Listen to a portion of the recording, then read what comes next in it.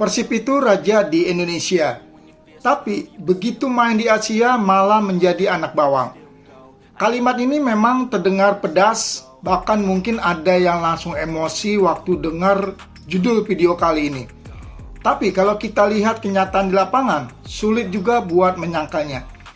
Karena faktanya di Indonesia, Persib adalah klub besar. Supporter luar biasa, stadion penuh, sejarah panjang, prestasi ada, pemain bagus juga banyak. Tapi setiap kali masuk kompetisi Asia, hasilnya sering bikin kecewa. Dan itu yang bakal kita bahas hari ini. Kenapa klub sebesar Persib masih sulit bersaing di Asia? Apa masalahnya? Ada di pemain, pelatih, mental, atau memang level sepak bola Indonesia masih jauh tertinggal? Tapi sebelum masuk ke pembahasannya, seperti biasa buat teman-teman yang belum subscribe, jangan lupa support channel ini dengan cara like, subscribe, komen, dan nyalakan lonceng notifikasinya supaya teman-teman nggak ketinggalan pembahasan sepak bola paling seru setiap harinya. Baik teman-teman, langsung saja kita masuk ke pembahasannya. Kalau kita ngomongin Persib Bandung, kita ngomongin salah satu klub terbesar di Indonesia. Bahkan mungkin paling besar kalau dilihat dari fanbase dan popularitasnya. Boboto itu bukan supporter biasa. Mereka selalu ada dimanapun Persib bermain. Kandang penuh, tandang juga ramai. Bahkan media sosial Persib termasuk paling aktif dan paling besar interaksinya di Indonesia. Belum lagi sejarah klub ini yang panjang banget. Persib punya identitas kuat, punya budaya sepak bola yang hidup, dan itu nggak dimiliki semua klub di Indonesia. Makanya di kompetisi lokal Persib hampir selalu menjadi kandidat juara. Mau musim jelek atau bagus, nama Persib tetap ditakuti.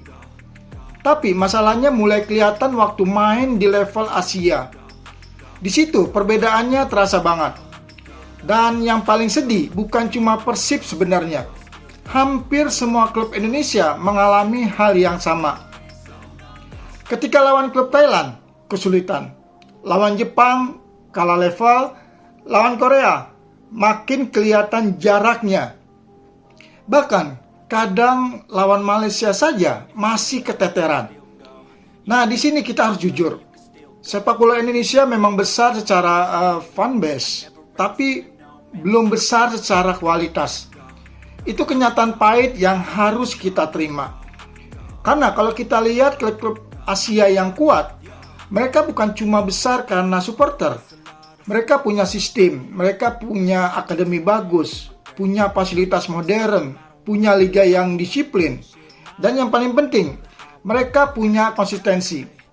Sementara di Indonesia, kadang liga berhenti, kadang jadwal berantakan, kadang klub ganti pelatih tiap beberapa bulan.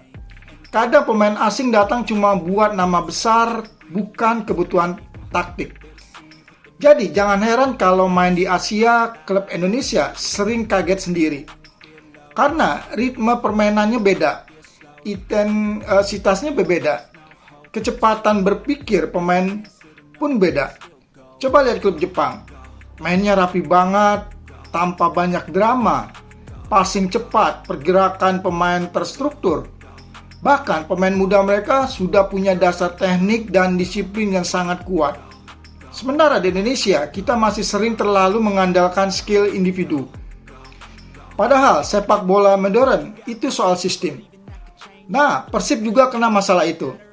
Kadang di Liga 1 kualitas individu pemain Persib masih cukup buat menang. Tapi di Asia, semua klub juga punya pemain bagus. Jadi yang menentukan adalah organisasi permainan. Dan disitulah klub Indonesia sering kalah. Belum lagi soal mental. Ini penting banget. Kadang waktu lawan klub besar Asia, pemain Indonesia sudah minder duluan. Belum kick off, mentalnya sudah kalah. Main jadi gugup, salah passing, panik. Padahal kalau mau bersaing di level Asia, mental harus kuat. Karena di sana nggak ada lawan yang gampang. Dan satu lagi, menurut saya penting adalah tempo permainan. Liga Indonesia temponya masih lambat. Banyak pelanggaran kecil, banyak buang waktu, game sering berhenti. Sementara di Asia, permainan cepat terus. Transisi cepat, serangan balik cepat, pemain dituntut berpikir dalam hitungan detik. Makanya banyak klub Indonesia kewalahan. Karena mereka nggak terbiasa. Dan sekarang pertanyaannya, apakah Persib bisa berubah? Jawabannya bisa. Tapi harus ada perubahan besar. Pertama, Persib harus punya visi jangka panjang. Bukan cuma target juara Liga 1, tapi target menjadi klub Asia yang benar-benar kompetitif. Artinya apa? Akademi harus diperkuat, pemain muda harus diberi kesempatan, fasilitas latihan harus ditingkatkan. Rekrutmen pemain asing harus tepat, dan yang paling penting jangan cuma cari pemain terkenal. Cari pemain yang cocok dengan sistem permainan.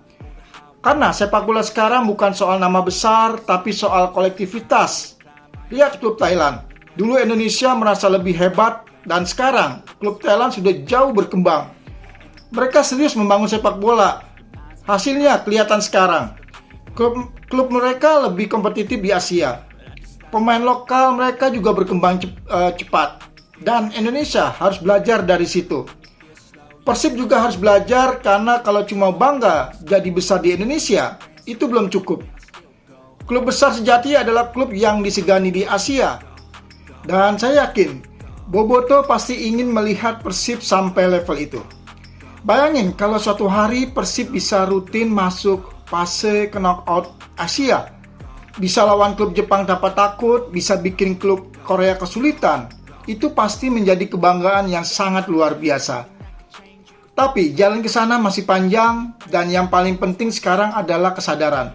Kita harus berhenti cepat puas. Karena kadang sepak bola Indonesia terlalu cepat merasa hebat. Padahal kenyataannya masih banyak yang harus kita benahi. Mulai dari federasi, liga, klub, sampai pembinaan usia muda. Kalau semuanya serius berkembang, saya percaya sepak bola Indonesia bisa naik level. Dan Persib bisa menjadi salah satu pelopornya. Karena secara fanbase, sejarah, dan potensi, Persib sudah punya modal besar. Tinggal bagaimana modal itu dipakai untuk berkembang lebih jauh. Bukan cuma menjadi raja lokal, tapi juga menjadi kekuatan di Asia. Dan jujur saja teman-teman, kalau Persib suatu hari benar-benar bisa bersaing di Asia, itu bukan cuma kemenangan buat Boboto, tapi juga buat sepak bola Indonesia. Karena semakin kuat klub Indonesia di Asia, semakin dihormati juga sepak bola kita. Dan mudah-mudahan kedepannya kita benar-benar bisa melihat perubahan itu. Baik teman-teman, itu dia pembahasan kita kali ini tentang Persib yang sangat kuat di Indonesia, tapi masih belum mampu berbicara banyak di level Asia. Kalau menurut teman-teman, apakah masalah terbesar klub Indonesia ketika bermain di Asia? Mental, kualitas bermain, atau memang level liga kita masih kalah jauh? Tulis pendapat teman-teman di kolom komentar, dan jangan lupa buat support channel ini dengan cara like, subscribe, komen, dan nyalakan lonceng notifikasinya supaya teman-teman gak ketinggalan pembahasan sepak bola seru lainnya. Sampai jumpa di video berikutnya. Salam olahraga, salam sepak bola Indonesia.